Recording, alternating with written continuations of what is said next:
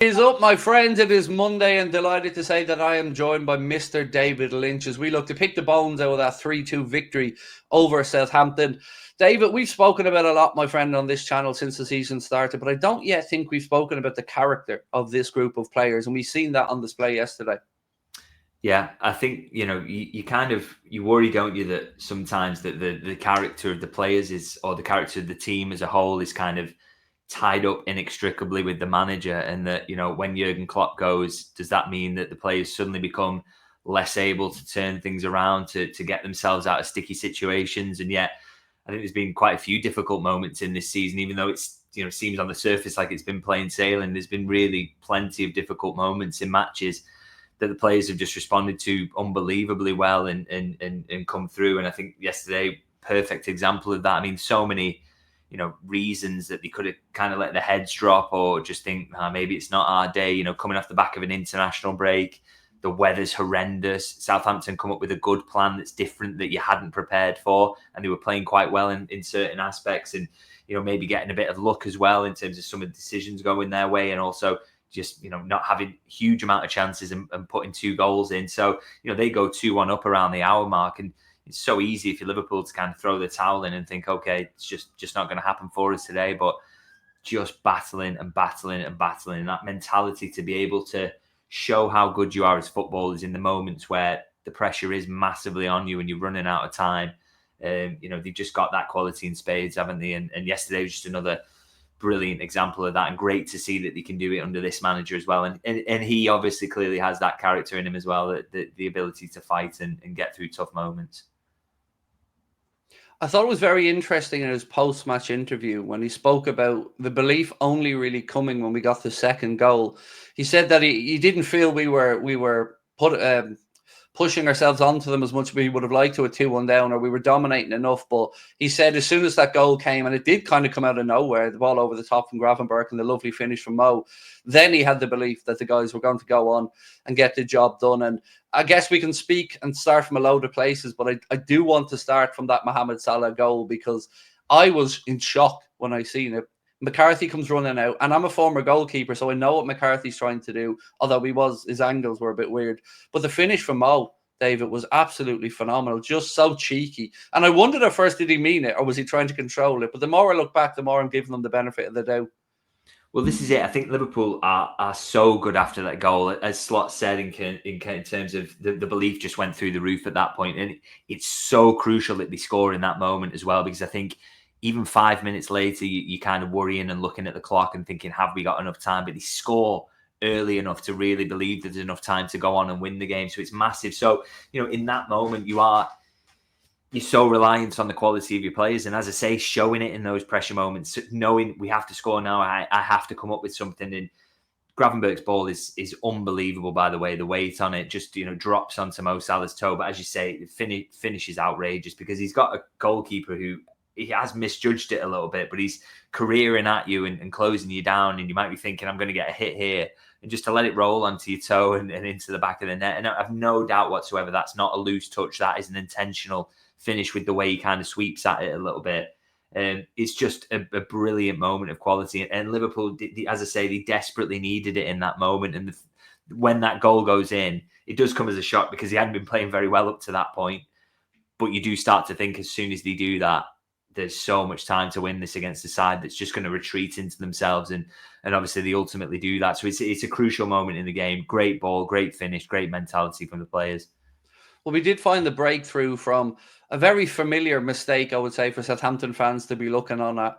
I had a feeling we may be able to press at them and get at them, because they tried to play out from the back. I didn't think they would be as poor as they were with regards to that clearance. I still don't understand. Was it Flynn Downs who made the clearance?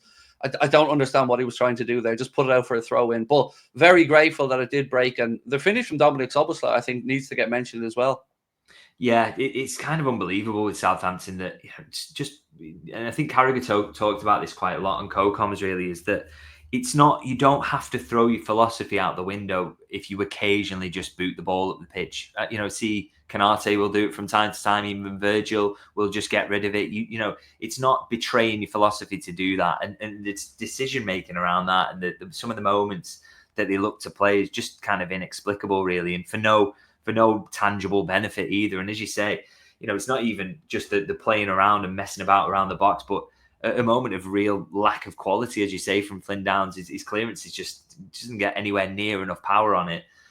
But from there, that still takes some finishing. Great touch out of his feet from Szoboszlai, and then he's on his weaker foot. There's players coming back trying to get on the cover. He curls it in off the post on allegedly his weaker foot. It's just an absolutely sensational finish, and be really good for him to get that goal as well, because that's one area people want to see improvement. But he has got that quality to get more goals and get more assists, and that's a moment that really kind of underlines it. So kind of underrated quality to that goal, and all came from Liverpool. Yes, Southampton's stupidity, but Liverpool being well set up to press as well. Well, we had our own moment of stupidity not too long afterwards. Virgil trying back heels on the halfway line, which didn't work out well, and Andy Robertson then taking a swipe that I don't even think he needed to make. I guess we got to talk about, firstly, where the foul took place. Your take on it before I try and go in on the VAR myself, because the referees, the Premier League came out and said there was no concrete evidence that it was outside the area to overrule the referee's decision. And I have to say, totally understand the referee pointing to the spot. No problem there. He sees it once in real time, very difficult. But I've seen a few angles of it. And I know people are trying to go with this angle of it starts outside and comes inside, but that was never brought up in the reasoning by the Premier League when it was released. It was that there was no conclusive evidence. And to me, it looks like it was a good 6 inches before the Southampton player gets near that line. But I'd love to know your take on it. For me, I haven't seen an image that convinces me that it's outside, to be honest. I've not seen, because I think there's some freeze frames you've seen that have been shot, screenshots of it that have been posted that are kind of, look, it's outside, but I don't think that's the actual contact of the foul. I think the contact of the foul is a little, it's not foot to foot, it's a little higher up the leg on Dibbling. I think it's when his calf hits into Robertson, and that moment is very, very hard to discern whether it's in or out. And for me, I'm kind of happy with those decisions being made. I don't think that's an outrage. So, if the VAR looks at it and can't conclusively prove, and this is me, by the way, I would have loved it to not been a penalty. I'm looking at that clip and I'm like, I can't really tell. And so I'm kind of okay with the fact that in certain situations, you've got to kind of go, to use the cricket analogy, umpire's call and say, it was given on the field. We can't conclusively say 100%. And I don't think anyone can. Maybe you believe that it wasn't. No, I have a different take on this that I'm going to come at you with in a second. Yeah, well, so, but my take is that if you can't conclusively overturn it, you have to kind of go with what the referee has seen, and go with the integrity of the fact that we always used to go with what the referee had seen. So we give some weight to their judgment and go with it. And for me, it's just one of those that, yeah, you could say Liverpool were unlucky, but it's, they've been unlucky in games before, in moments before. Sometimes penalties get awarded on field and then not overturned because there is that weight to the referee's call. I'm quite easy about those, to be honest. I know a lot of people aren't. So the thing that I would say is everything that you've said I can sympathise with, and I understand. What I don't understand is Oliver not asking the ref to have another look at it. That's the part that winds me up, because if we want the referees ultimately making the decisions, and you said no conclusive evidence, let's go with the ref's on-field decision, let him have a look. And if he still deems that, well, I still can't decide either way, I've given the penalty, then give the penalty. It just sticks to my throat a little bit that we constantly hear we want to empower the referees, we don't want to overrule the referees. And then there's always this grey area in VAR that somehow always rears its head. And it frustrates me, because I would have had no problem if the ref went and looked at it and still felt that was a penalty. It's just the fact that once again, Michael Oliver's at the scene of the crime and a ref's not being asked to look at a monitor. The thing is, they can't in that situation, can they, on the protocol? So there would have to be a change to how they run VAR to let him have another look at that for what is a factual decision. Not when it's inconclusive, though. It's still a subjective decision. But they'd have to have conclusive reason to ask him to go and look at it. That's how the VAR works. So they'd have to have a reason to sort of say there's a subjective element to this decision, but because it's not a subjective one, it's completely sort of factual, and it's either in or out. So if he looked at it again, he would never have said it was conclusive, would he? The ref. What if Oliver said, "I'm not sure. I'm not sure about this, ref. I don't want to be the one making this call. Come have a look." I don't see how we're playing with semantics here about whether it's, I definitely know it's outside, so come have a look. He can bring him to the monitor. No, I don't think he can within VAR protocols because it's a factual decision and not an objective one. So what happens there if it's outside the box then? So then the VAR will overrule it as a factual, in the same way that goal line technology is factual.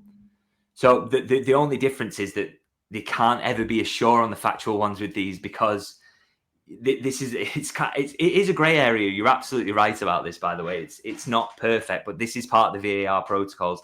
That if it had been conclusively outside, the VAR would make that call and tell him, because it's either or. There's no need necessarily for a referee to come and have a look at an either or decision. In the same way, there's no need for him to go and have a look at the goal line tech to see that it's either in or it's out.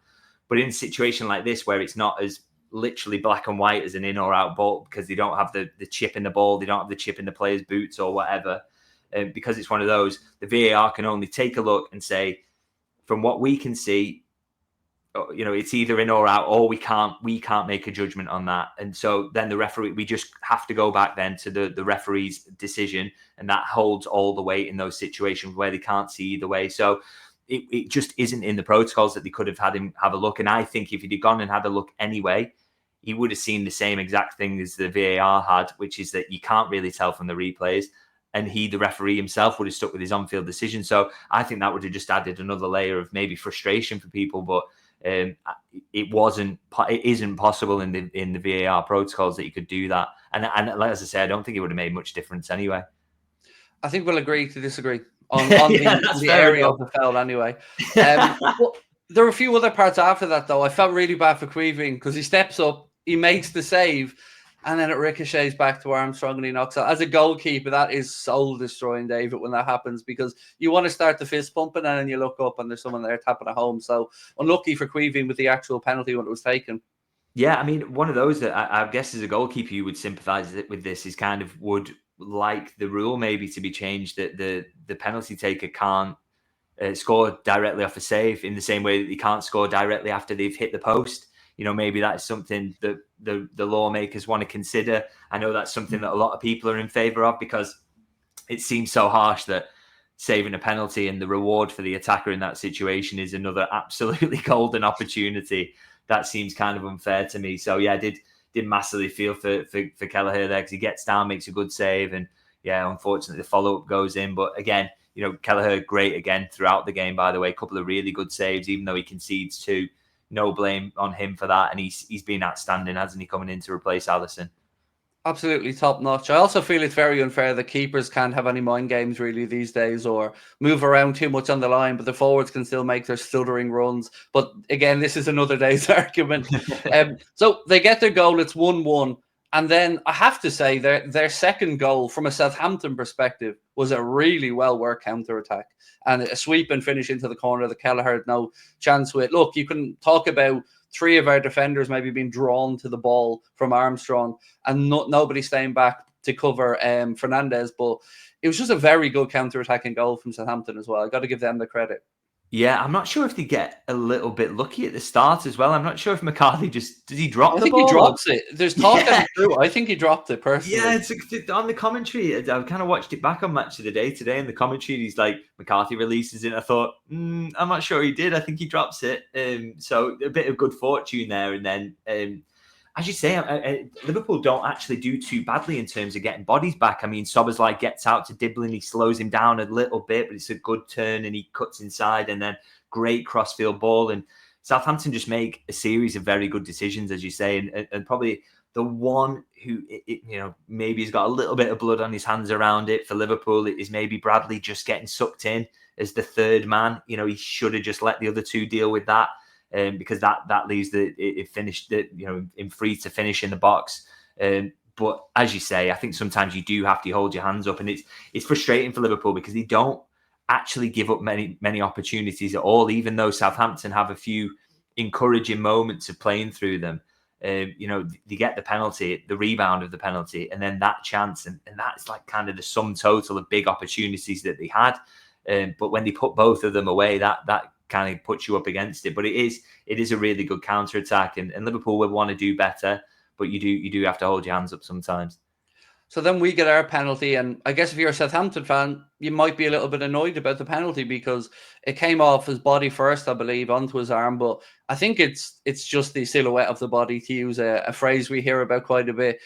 When you see the freeze frame of it, it looks embarrassingly bad that his arms are that wide. But have you any sympathy for the Saints on that one? No, not at all. For me, that's a blatant one. I mean, that can be mitigation at times, is it bouncing up off your body, but he practically catches the ball, doesn't he? And he makes a clear kind of movement to stop the ball going behind him to, I think it's Robertson on that side. So it's just a nailed on penalty. And yeah, I don't think they could have any complaints about that one whatsoever. You know what's funny? When the penalty was awarded, I didn't see the handball. I assumed it was for the pull on Darwin. I assumed that it was that Darwin was dragged to the ground. It was only in my match reaction. People were like, Craig, that was the handball. What handball? I didn't even notice it. I thought it was the drag down on Darwin. But well, I can't when believe Mo stepped up, I can't believe you're having a go at the VARs and you didn't spot that oh, one. mate, I'm telling you, that's why I'm not sitting there. There's no, yeah, look, embarrassing as it is, that's the truth. I thought it was for the foul on Darwin. But Mo steps up, scored, and shows that we very much go to different gyms then afterward with his celebration. Yeah, I mean, he's in unbelievable shape, isn't he? But he's so good in those pressure moments as well, because I think just putting that little bit of the lift on the penalty is why he actually beats McCarthy, because it's a really good dive to that side, and he kind of almost gets there. So you've got to be really brave to do that. And Salah just, he is brave, and he's technically brilliant and great in those pressure moments. And the fact he takes his shirt off, I think, shows that, he does that when it's a big goal, and he knew that was a very big goal. To go 8 points clear ahead of facing City, it felt so much, didn't it? Like that Aston Villa game in 1920 when Mane scores late on, and that's just before the City game. It's such an opportunity coming up off the back of that now. So it was a massive moment, and Mo Salah always delivers in those. Speaking of Mo Salah, David, today, just as I got up, I'd seen lots of stuff coming out about Mohamed Salah saying that there's been no confirmed offer, let's just say, because I can't imagine there hasn't been talks, but there's been no signed, sealed, delivered offer put to him yet to extend. He's made it very clear he wants to. Are you nervous yet? Yeah, a little bit more than I was. I think the fact, I mean, I would always say if you're looking for positives out of this, again, it's proof that Mo Salah is desperate to stay, and he's a guy who's in a position where I'm pretty sure some compromise will come from his side to get this done. What I would say to kind of calm things down a little bit as well is that, I think that the fact he said there's no offer there, he's being very clever saying that. As you say, there are talks ongoing. Okay, there's not been a formal offer, but you try and get yourselves in a position where there's kind of an agreement there before you start lashing out contract offers. So for me, that's not news, and that's not kind of anything for anyone to worry about. At the moment, Liverpool are in talks with Mo Salah, and those talks are ongoing. And as I say, there's got to be compromise from both sides. Now, Liverpool are under pressure to get that, because how the hell are they going to replace him? But also from Mo's side, we don't know what he's asking about wage-wise. We don't know what he's asking for in terms of contract length. And I doubt he will put that subject out there or any information on that. So we've got to kind of take everything he says with a little bit of a pinch of salt as well. Maybe his demands are a little bit outlandish. You've got to consider that, and Liverpool have got to protect themselves. So yeah, it's one of those. I think what his aim was to get the fans on side and put a bit of pressure on Liverpool, and he's absolutely achieved that. But it's as you were in terms of these negotiations now. As much as that external pressure is now on Liverpool, there's still that need on both sides to find an agreement that works for them. So they keep working towards it, and like I say, they go from not done to done like that. And that but that was the case with Mo's last contract. So it can very suddenly turn. So it sounds and feels really bad at the moment, but you've got to butt heads a little bit before you get to that agreement. So hopefully this is all part of that dance. I think I might surprise you a little bit with my take on this one, because I can't figure out if I'm angry or if it's genius. Because in one way, you've got Mohamed Salah letting it be known he wants to stay, and there really isn't anywhere else for him. And I wonder if Edwards and Hughes are sitting there going, he's almost doing our work for us, because he's telling us how much he wants to be here. And surely then there's a likelihood of a compromise. So I worked through this in my mind a few ways, and I came up with that I think that if I'm on the other side of this negotiation, I certainly feel like it's bending in my favour right now if I'm Liverpool Football Club, because you can see what it means to him to be here. And also, where else? Where else? We're going to talk about Trent in a minute, and the where else question is going to come up. Where else is he going to get all of this? And not just, if he moves somewhere else now, we won't have the legacy, the records, the history books to be rewriting. It just feels like this is where he belongs. He knows it. The club know it. And I'm more confident than ever, Dave, that, like you said, a compromise will be reached. This is it. Desperation to stay on his part is absolutely helpful to Liverpool, and you don't want to see them exploit that and force him into these situations where he's having to come out publicly and say these sorts of things. But also, probably Liverpool don't think that they are. And I also, Mo Salah's a guy who knows his own worth, and he knows what happens when he speaks and that people will listen. So he's just trying to flip that pressure back onto them now. But I agree. I think that, he is just showing his cards a little bit, isn't he? And showing that he wants to stay. And I still think, my overall take on this is always that, look, Liverpool know that now. They know that he's desperate to stay. They know that there'll probably be some room for compromise on his side. And if they don't take that olive branch and they don't get it done, that's when we can say, okay, Richard Hughes, Michael Edwards, go and get someone who's going to do what he can do next season. Make sure Liverpool keep winning without him. If you're going to make that brave decision, you've got to back it up by doing something. And I just don't think Liverpool will want to get themselves in that situation, because how can you replace a guy this good? He's at least going to be this good next season, in my opinion. So how do you replace him? I don't think Liverpool want to find themselves there. So I think Mo wants to compromise. Liverpool will want to compromise because they don't want to try and replace Mo Salah. Surely there's, they can work themselves towards some middle ground despite whatever the demands are. So yeah, I still think there's reason for optimism. It was always going to be a tough one. I always said this one was going to be particularly tough, and I still think that's the case. But I think everyone kind of knows what they want, and what they all want is for Mo Salah to stay at Liverpool. So I think they can get there, but it's taking time and it's frustrating, and you just hope it can be resolved soon. But yeah, there's reason for optimism. I agree with you. And I do also feel like it just feels right for him to be here at the minute. It just doesn't feel like anywhere else he's going to get the adulation. He's going to feel as a home. His family won't be as settled. So yeah, I'm hopeful on this one.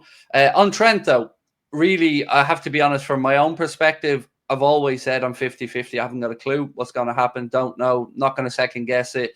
Just worried. Just would like a resolution one way or the other. So we as fans know that, okay, maybe the club have to look at a right back, or we don't, and Trent's going to stay for his future. Because a lot of the stuff we've said about Mohamed can certainly go over to Trent as well, about where else is he going to get those nights 4-0 against Leverkusen with the cop in full voice, murals of him around the city. It's a special place to play your football. He knows that. We're not going to undermine him by saying he doesn't, but it would be nice to get at least one or two of these start to get boxed off.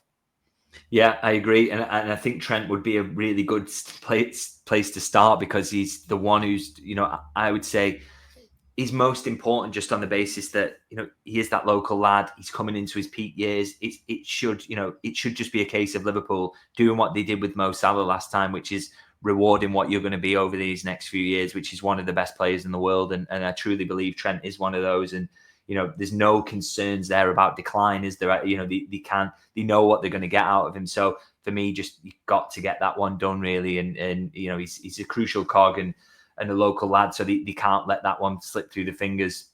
I just don't see how they replace that, everything he is and everything he represents to Liverpool. So yeah, they've got to move quickly with that one. But I would say, in terms of nothing being heard from him and him being quiet, he has said, hasn't he, in the past, I don't want to do this in public. And I think people are reading into that silence as, oh, well, he's off to Real Madrid. But we've had no indication that is the case. And I'm sure that's an option for him, but no indication that he's, he would have just said to Liverpool by now, look, I'm going to go to Real Madrid. I'm going to sign that pre-contract in January. And there's nothing of the sort that we're hearing at the moment. So again, it's just one of those talks are ongoing. But I think, I think there should be pressure on Liverpool around this one, because, as I say, it's someone in the peak and a local lad, and this contract situation is messy, and there isn't the age element there. So, if you can just thrash this one out, or just get one of them done, just to give fans a lift and end this kind of confusion and worry, that would be a real big positive, because we are now getting to the point where January is just around the corner, isn't it?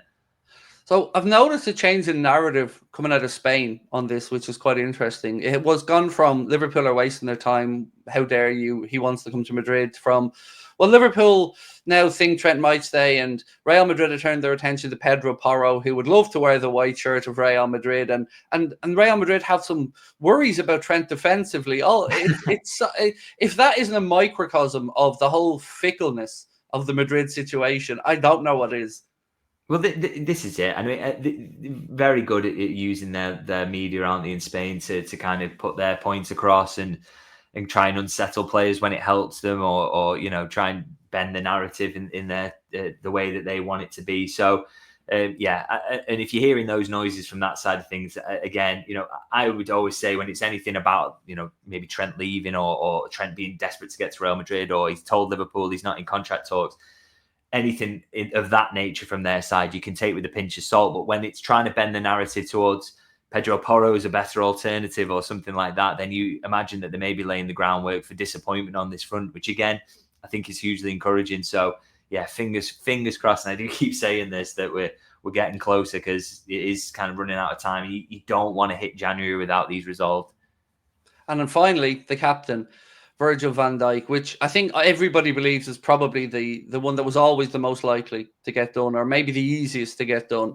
Any murmurings on this? There's been some talk on social from very, very, very dodgy accounts that that an agreement has been reached. I never believed that, but I am still hopeful. So I just wondered, did you heard anything positive maybe on Virgil? To be fair, if an agreement had been reached, I'm pretty sure Liverpool, as I would know from working there, is pretty much as soon as they are sorted, they get put out there. And that's not just contracts, it's transfers as well. They do not hang around or sit on that information. It's, film the interview, get it done, get it out there. So I'm not quite sure it's there yet. But again, you kind of see him in the Mo Salah video, don't you? Kind of laughing behind him. And he seems very relaxed about it. And again, he's one who has said to us repeatedly he wants to stay. So, and those talks are ongoing. So again, you can have some confidence around that one. I think that, he'd be kind of reasonable in his demands, and Liverpool will be reasonable in terms of what they give him. And everyone thinks that it's best that he continues staying at, playing for Liverpool. So, I'm not too worried about that one. Two more quick things before I let you go. I want to move on to speak about the Martin Zubimendi situation, because again, Real Madrid are coming into the conversation. There's been some talk that Real Madrid are going to make a play for him. I want to tie this back to the Ireland Zubimendi conversation we had a few weeks ago, where it felt like to me they were laying the groundwork there and using us as an easy link because we've been linked with them previously. Now it feels to me like maybe they're trying to sell him and get Zubimendi, with maybe Alonso coming in down the line. And now I'm really getting worried about the Zubimendi situation, because I can see a world where Sociedad legend goes to Real Madrid as manager, and then he goes to play for him. I could understand it. It would be sore and horrible, but I could see a world where it would happen. So do we know anything about the midfield search going into this window? Because it feels like the area we really do need to try and get some cover for Ryan Gravenberch to give us the longevity and give us the options for the season ahead. Yeah, I mean, if he does end up at Real Madrid, it's just another case of them copying Liverpool's homework, isn't it? It's quite frustrating how frequently that's happened in recent years. So, that would be a tough one to take. And the thing is with Zubimendi going into January, it's the same as it ever was in terms of, look, the decisive factor here is he's got to turn around to Liverpool and say, yes, now I'm ready to go. Now I'm ready to do it. I don't want to, I am ready to leave San Sebastian and try something new. So that's the key factor here. And, I'd still kind of be slightly surprised if that happens. I think, if he's given his word to Real Sociedad, does he really want to turn around on it in January? But if he gives any indication whatsoever, I'm sure Liverpool would absolutely be there. And if for Real Madrid, he's more of a summer target, maybe once they can shift Tchouaméni, there's a chance for Liverpool to get in there and get it done. And, it's not like they haven't sold it to the player and made clear to him that they absolutely, love what he's about. They think he could really take them to the next level. So, they've done all that legwork there. So I think that would be helpful for them. But it is, the decisive factor is he would have to say that he wants to go in January. And if he doesn't do that, then maybe it's an open battle then in the summer, with Real Madrid being there, the opportunity to remain in Spain, not be too far from home. Maybe that could really appeal. And the fact it's Real Madrid as well. So that could be a tough one. But like I say, I would not rule that one out for January, but it's just on what the player feels. So do you think it's Zubimendi or bust in January? Not necessarily, because they've had more time now. I mean, that was a decisive factor over the summer, is they didn't have a time to source alternatives because it was a new look recruitment staff, and also they wanted a different kind of profile, so they hadn't done a lot of homework. So they have had time to seek out an alternative, and I would that for me is a key position for January. I'd love to see strengthened. I mean, I've no doubt Liverpool could get over the line whether they did or not, and they won't be thinking we have to sign someone to win the league, because they don't think about signings in that way. But I think if they could get someone in who is someone they see as a long-term option and can bolster that midfield, and they can do it in January, I do think it would give them a boost, just because you do worry about Gravenberch and the amount of work he's getting through and the amount of pressure that's being put on him, particularly as he hasn't probably played a season this intense in his entire career so far. I'm sure minutes-wise this will be the most and at the highest intensity. So that is a concern. So for me, I would love to see them sign in that position in January, and you just hope that there has been time to source alternatives, and maybe that alternative would be available in the January market, but we'll have to see. And lastly, the left-back situation. So Arne Slot's previously said that he doesn't think it's really a drop-off from Andy Robertson with regards to Father Time catching up with him. It's more a case of a broken up pre-season, not really had a chance to get his fitness. We're now 18 games into the season, and it's fair to say we're still not seeing the best side of Andy Robertson. Is this the next area you think needs to be addressed, maybe? Yeah, I think it's one they'll wait till the summer for, because I do think they'll probably believe they can get more out of Robertson this season. I mean, it's no coincidence to me whatsoever that he had 2 games off, plays against Aston Villa, and he was brilliant. He looked literally back to his best. Then he goes away with Scotland, plays 2 games back-to-back, high intensity. Their captain, emotional intensity as well, comes back and was pretty poor, I thought, against Southampton. That for me is no coincidence. He needs the rotational option there with him in Tsimikas. He needs to have rests. He needs to play 1 game a week to be at his best. And so I think Liverpool can get that out of him between now and the end of the season. You just keeping him out of Champions League games, keeping him out of Premier League games, vice versa, just managing him a little bit, and you can get good performances out of him. And I do think Tsimikas is an excellent option at backup, but there's no question when it gets to the summer that one of those two probably needs to go, and then you need to get someone in who's younger and ready to kind of be the Robertson of 4 or 5 years ago, because it is for me a weakness. But I still think they can get by with what they've got in that position, as I say, by managing Andy Robertson's minutes, and thankfully he doesn't have to now go away with Scotland until March, does he? So that's really, really helpful. I absolutely agree with the summer, by the way. I think the summer is more than reasonable to have a look at the remainder of the season and see where Robbo's really at. Did you hear anything on the knock on Costas, by the way, around how serious or not serious that might be? Yeah, so I spoke to someone yesterday about this, and they kind of said, I said, how serious is it? And they kind of said, we're not sure yet, which I find quite worrying, actually. I mean, that could be like a little hamstring, and we're not sure of whether it's a week or 6 weeks or whatever. But just they're not sure yet. I don't know. Maybe that's concerning. I don't know if I'm reading a little bit too much into that, but they don't kind of know at the moment, is the latest I heard. And if it was a little knock that was going to keep you out for a couple of days, then you probably would know. So I'd almost be surprised to see him against Real Madrid now. Hopefully I'm wrong about that. And as I say, I'm reading too much into it, but it didn't sound massively encouraging. But I'm going to keep digging on that to try and find out a little bit more. But I think Liverpool, as I say, I think they desperately need him, because you need to rotate Robbo to get the best out of him. And I think Tsimikas has been playing really well this season as well. So you need the both of them to have enough at left back for the remainder of the season, I think. Well, David, I really appreciate your time as always, my friend. What have you got coming up yourself this week on your Substack and, of course, on your YouTube? Yeah, so I'm at Anfield for the double header this week, so absolutely massively looking forward to that. So obviously match reviews on YouTube as usual from Anfield, and then of course kind of any sort of digging into the background news and try and find out about Costas Tsimikas and covering these massive games. So absolutely massively looking forward to this week. Well, I'm not jealous at all. No, not at all. No, not jealous of Real Madrid Wednesday, Manchester City Sunday from the press box. Look, it's going to be one hell of a week, everybody. And thank you so much to David for joining us. Thank you to you guys for watching. We'll be back soon. Take care. Bye-bye.